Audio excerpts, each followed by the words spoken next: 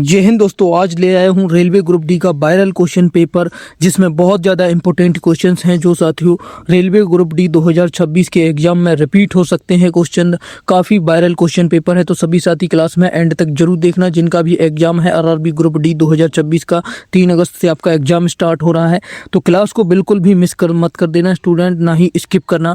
इस क्लास को अगर आप नहीं देखेंगे तो आपका ही नुकसान होगा। बहुत ज़्यादा इंपॉर्टेंट क्वेश्चन इसमें हैं जो एग्जाम में आ सकते हैं। तो चलिए देखिए क्वेश्चन नंबर 1, संविधान की किस अनुसूची में केंद्र और राज्यों के बीच शक्तियों के विभाजन का उल्लेख है? जल्दी से बताएंगे क्वेश्चन का। अगर आंसर पता है, नहीं पता है तो याद कर लीजिए। 7वीं अनुसूची है। कौन सी अनुसूची है? 7वीं अनुसूची है। ए बिल्कुल राइट आंसर होगा इसका। ए बिल्कुल सही जवाब होगा स्टूडेंट। इसमें जो भी क्वेश्चन है सभी एग्जाम में आए हुए क्वेश्चंस हैं। अगला क्वेश्चन देखिए, मानव शरीर में सबसे बड़ी ग्रंथि कौन सी है? जो रेलवे ग्रुप डी में पूछे गए हैं वही क्वेश्चंस हैं इसमें। मानव शरीर की सबसे बड़ी ग्रंथि कौन सी है? जल्दी से बताएंगे, फटाफट से बताएंगे। यकृत यानी लीवर जो है मानव शरीर की सबसे बड़ी ग्रंथि है। कौन सी ग्रंथि है? सबसे बड़ी लीवर है, यानी कि यकृत जिसे कहते हैं।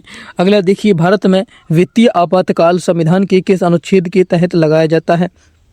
फाइनेंशियल इमरजेंसी जो भारत में लगाई जाती है कौन से अनुच्छेद के तहत लगाई जाती है? इस क्वेश्चन का आंसर बताएंगे। पिछले साल पूछा गया था ये स्टूडेंट, तो इसका राइट आंसर होगा आर्टिकल 360 अनुच्छेद 360 के तहत भारत में वित्तीय आपातकाल लगाया जाता है। क्या लगाया जाता है? फाइनेंशियल इमरजेंसी लगाई जा सकती है।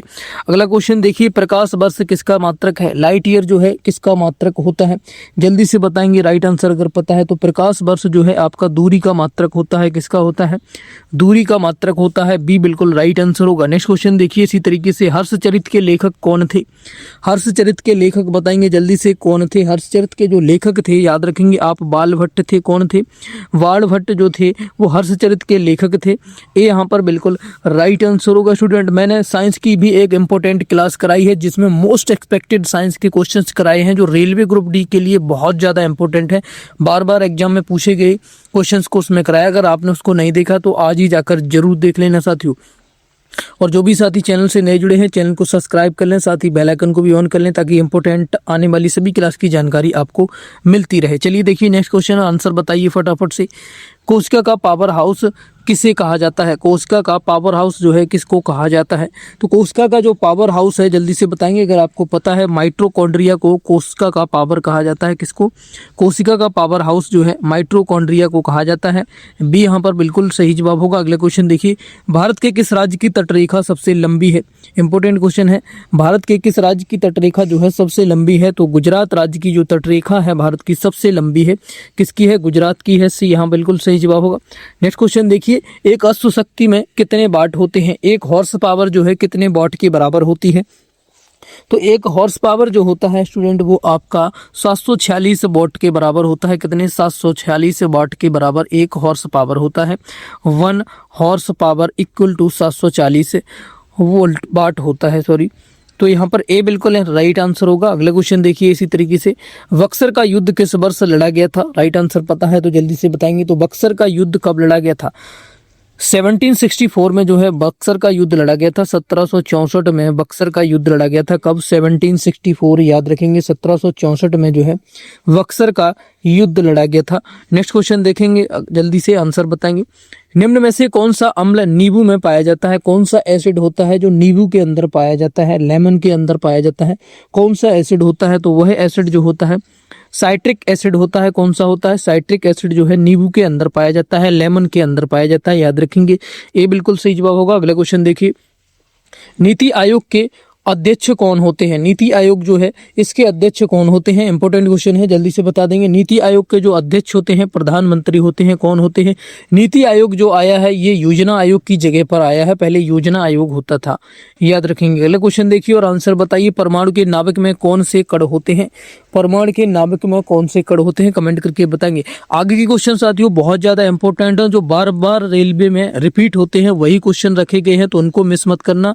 पूरी क्लास देख कर जाना और मैं आपको बताऊंगा बिल्कुल फ्री में इसका पीडीएफ आपको कहाँ मिल सकता है, क्लास के एंड में आपको बताया जाएगा। तो सभी साथी जुड़े रहेंगे क्लास के एंड में। क्वेश्चन का आंसर बताइए, 12 का परमाणु के नाभिक में कौन से कण होते हैं? तो परमाणु के नाभिक में जो कण होते हैं वो आपके प्रोटॉन और न्यूट्रॉन के कण होते हैं। किसके होते हैं? प्रोटॉन और न्यूट्रॉन के कण इसके अंदर होते हैं। नेक्स्ट देखिए, भारत में हरित क्रांति के जनक किसे माना जाता है? भारत में जो हरित क्रांति ग्रीन रिवॉल्यूशन आई थी उसके जनक किसे माना जाता है? ये क्वेश्चन जो है हर एक एग्जाम में रिपीट होता है, रेलवे में ही नहीं हर एक एग्जाम में रिपीट होता है, इसको बहुत अच्छी तरीके से याद रखना है। MS स्वामीनाथन को जो भारत में हरित क्रांति का ग्रीन रिवॉल्यूशन का जनक माना जाता है। बी यहाँ पर बिल्कुल सही जवाब होगा। अगला देखिए, किस रंग के प्रकाश का तरंग दैर्घ्य सबसे कम होता है? कौन से रंग का जो प्रकाश का तरंग दैर्घ्य है वो सबसे कम होता है? ऐसा कौन सा रंग है? तो वह रंग जो आपका होता है बैंगनी रंग होता है। बैंगनी रंग के जो प्रकाश तरंग दैर्घ्य है वो सबसे कम होता है। सी यहाँ पर बिल्कुल सही जवाब होगा। अगला देखिए, काजीरंगा राष्ट्रीय उद्यान किस राज्य में स्थित है? जल्दी से बताएंगे अगर पता है। काजीरंगा राष्ट्रीय उद्यान जो स्थित है वो आपका असम में है। कहाँ पर है? असम राज्य में स्थित है। ये बिल्कुल यहाँ पर सही जवाब होगा। नेक्स्ट देखिए, विटामिन सी का रासायनिक नाम क्या है? विटामिन सी का रासायनिक नाम मैंने आपको जो साइंस की क्लास की है उसमें भी बताया था, आज भी देख लीजिए। विटामिन सी का जो रासायनिक नाम होता है वो आपका एस्कॉर्बिक एसिड होता है। क्या होता है? एस्कॉर्बिक एसिड जो है विटामिन सी का रासायनिक नाम होता है, याद रखेंगे एस्कॉर्बिक एसिड। बी यहाँ पर बिल्कुल सही जवाब होगा। नेक्स्ट देखिए, लोकसभा का सदस्य बनने के लिए न्यूनतम आयु सीमा कितनी होनी चाहिए? लोकसभा का सदस्य अगर कोई बनना चाहता है तो उसकी न्यूनतम आयु सीमा कितनी होनी चाहिए? तो लोकसभा का सदस्य बनने के लिए न्यूनतम आयु सीमा जो है 25 वर्ष 25 ईयर्स होनी चाहिए। कितनी होनी चाहिए? 25 ईयर्स होनी चाहिए। सी बिल्कुल यहाँ पर राइट होगा। अगला देखिए, पानी का घनत्व किस तापमान पर सबसे अधिक होता है? वाटर की जो डेंसिटी होती है वो कौन से टेम्परेचर पर सबसे अधिक होती है? तो पानी का जो घनत्व होता है वो सबसे अधिक जो होता है वो 4 डिग्री सेल्सियस पर होता है। कितने पर होता है? 4 डिग्री सेल्सियस पर सबसे अधिक होता है। बी यहाँ पर बिल्कुल सही जवाब होगा। अगला देखिए, गांधी जी ने दांडी मार्च किस वर्ष शुरू किया था? गांधी जी ने जो दांडी मार्च शुरू की थी यात्रा वो किस वर्ष शुरू किया था? तो दांडी मार्च जो गांधी ने शुरू किया था वो आपका 1930 में किया था। कब? 1930 में किया था। 1930 में जो है दांडी मार्च निकाला था गांधी जी ने। बी यहाँ पर बिल्कुल सही जवाब होगा। अगला देखिए, मानव शरीर में रक्त का थक्का बनाने में कौन सा विटामिन सहायक है? मानव शरीर में रक्त का थक्का बनाने में जो विटामिन सहायक होता है वह आपका विटामिन के होता है। कौन सा होता है? विटामिन के को याद रखेंगे। डी यहाँ पर बिल्कुल सही जवाब होगा। अगले क्वेश्चन देखिए, भारत का नेपोलियन किसे कहा जाता है? बहुत इंपॉर्टेंट है और बार बार आने वाला क्वेश्चन है। भारत का नेपोलियन आप सभी को पता होगा, जिसको नहीं पता है याद कर लीजिए जल्दी से। भारत का नेपोलियन जो है वो आपका किसको कहा जाता है? समुद्रगुप्त को भारत का नेपोलियन कहा जाता है। जिन भी स्टूडेंटों को नहीं पता है अच्छी तरीके से याद कर ले। बी सही जवाब होगा। अगला देखिए, आवर्त सारणी की खोज किसने की थी? आवर्त सारणी की खोज किसने की थी? साइंस के क्वेश्चन बनते हैं आपके एग्जाम में, 25 क्वेश्चन बनेंगे, स्टूडेंट याद रखेंगे। तो साइंस अच्छे लेवल से पूछी जाती है रेलवे में, तो याद रखेंगे। इसलिए साइंस की क्लास भी डेली लेते रहें आप लोग, जो मैं करवा रहा हूँ चैनल पर। तो मेंडलीफ ने जो है आवर्त सारणी की खोज की थी। ये बिल्कुल राइट होगा। मेंडलीफ ने आवर्त सारणी की खोज की थी। अगला देखिए, भारत हीराकुंड बांध जो है किस नदी पर बनाया गया है? भारत में हीराकुंड जो बांध है वो किस नदी पर बनाया गया है? तो हीराकुंड जो बांध है यह आपका महानदी पर है। कौन सी नदी पर है? महानदी पर बना हुआ है। सी बिल्कुल राइट होगा। अगला क्वेश्चन देखिए, लड़ो या उड़ो, लड़ो या उड़ो, फाइट और फ्लाइट हार्मोन किसे कहा जाता है? लड़ो या फिर उड़ो, यानी कि या तो लड़ाई करो या फिर भागो वहां से। तो ये जो हार्मोन है किसको कहा जाता है? तो ये हार्मोन जो होता है वो आपका एड्रेनालाइन होता है। कौन सा होता है? एड्रेनालाइन जो हार्मोन्स होता है, ये जब कहीं पर झगड़ा हो रहा हो वहां पर आपके बॉडी में ये एक तरीके से होता है जिसमें ये आपको सिग्नल मिलता है या फिर लड़ो या फिर वहां से जाओ।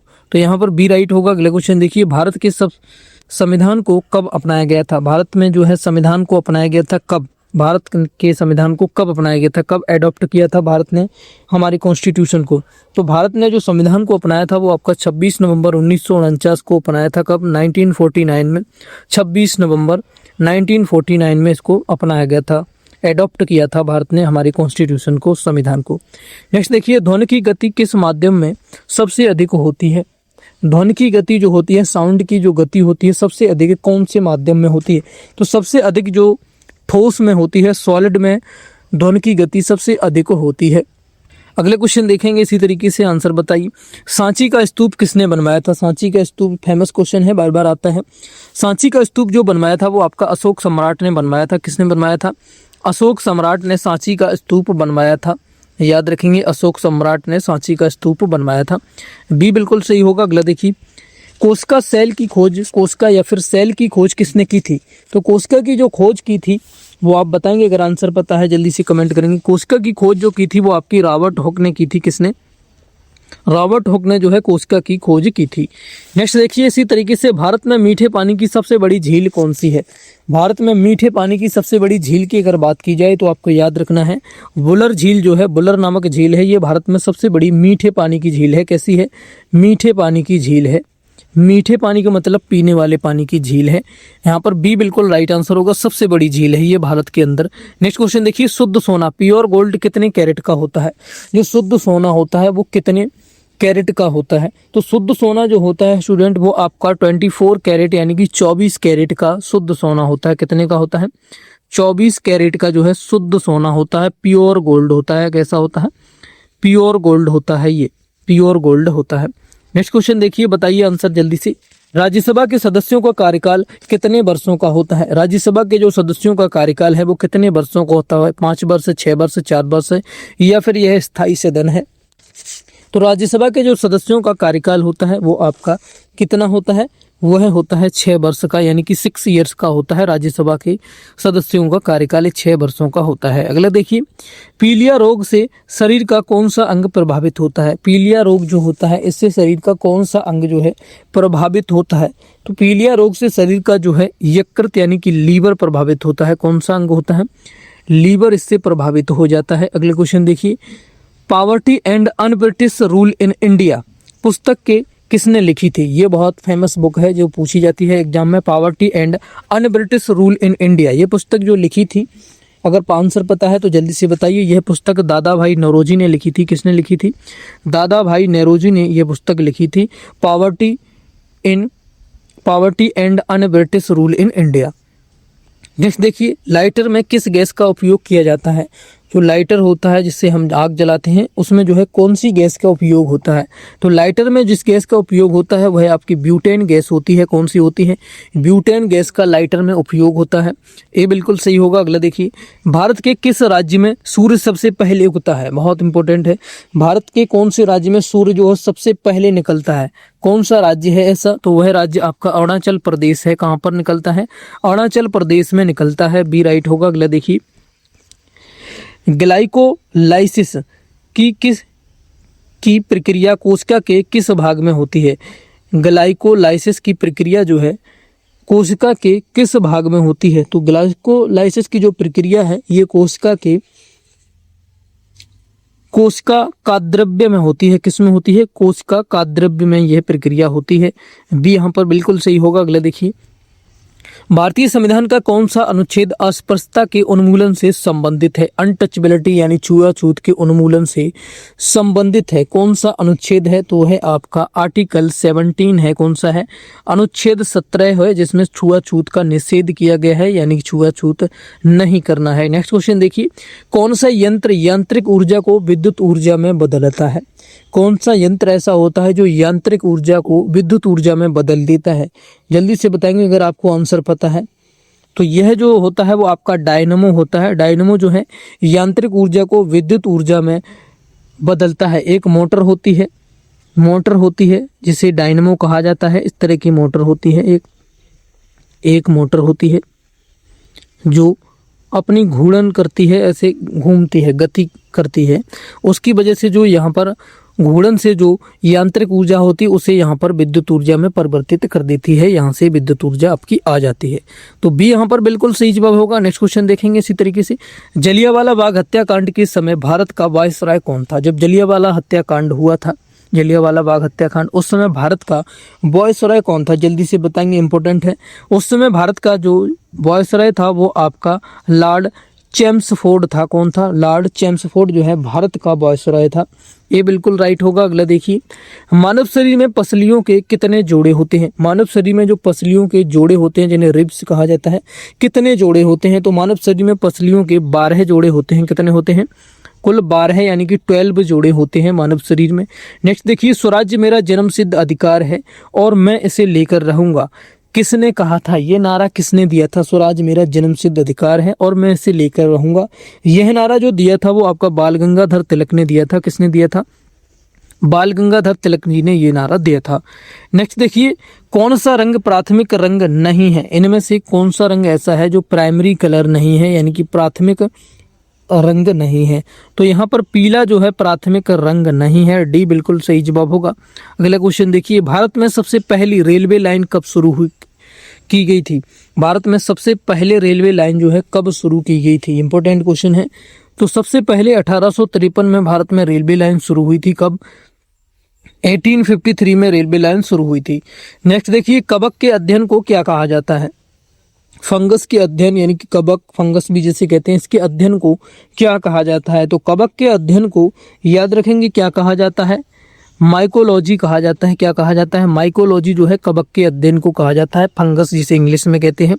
नेक्स्ट क्वेश्चन देखिए इसी तरीके से, सह्याद्री पर्वतमाला जो किस दूसरे नाम से जाना जाता है? सह्याद्री पर्वतमाला जो है इसे कौन से दूसरे नाम से भी जाना जाता है? तो इसको दूसरा नाम जो होता है वो आपका पश्चिमी घाट के नाम से जाना जाता है। दूसरा नाम क्या है? पश्चिमी घाट के नाम से भी इसे जाना जाता है। नेक्स्ट देखिए, आरबीसी का निर्माण शरीर में कहाँ होता है? आरबीसी रेड ब्लड सेल्स होती हैं ये, इसका निर्माण जो है शरीर में कहाँ पर होता है? तो इसका निर्माण जो होता है शरीर में अस्थि मज्जा में होता है। और आरबीसी का जीवन काल भी आपको याद रखना है, इसका जीवन काल होता है 120 दिन का। कितना होता है?